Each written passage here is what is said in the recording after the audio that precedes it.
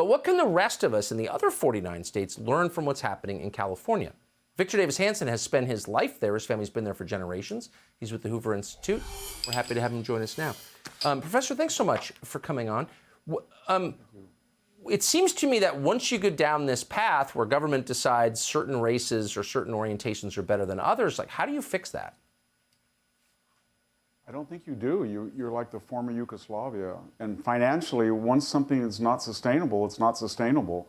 What you outlined, Tucker, was predicated on three things. One was Silicon Valley's big money infusions, and now they're laying off people, and companies are fleeing because of the regulatory atmosphere.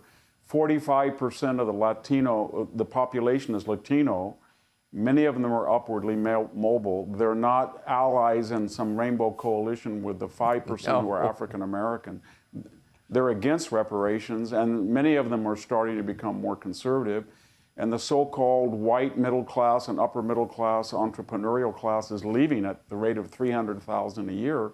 And that's why we have the highest taxes, income, among the highest sales, the highest gas taxes, and yet we're having a $25 billion shortfall of these types of programs. So it's not sustainable, and I don't know how you stop it. There's no way I can foresee stopping it, because this is just the veneer. I mean, we rate in the bottom 10% of schools.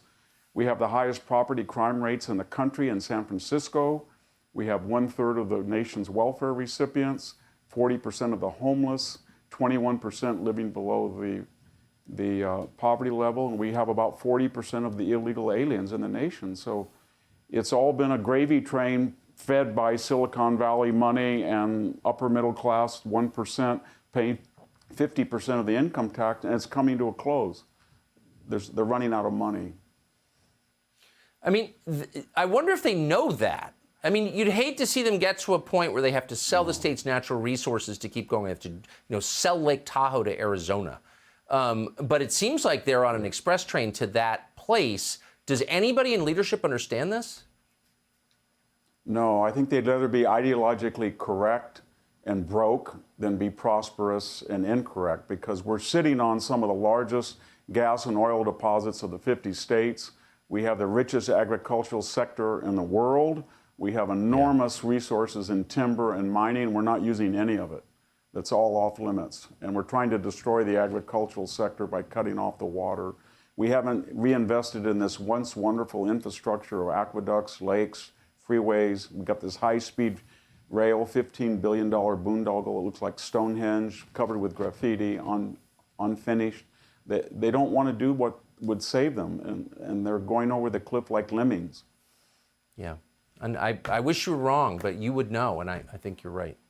Victor Davis Hanson. I wish I was too. It's tragic. I know. Thank you. I know. It is tragic. Subscribe to the Fox News YouTube channel to catch our nightly opens, stories that are changing the world and changing your life. From Tucker Carlson Tonight.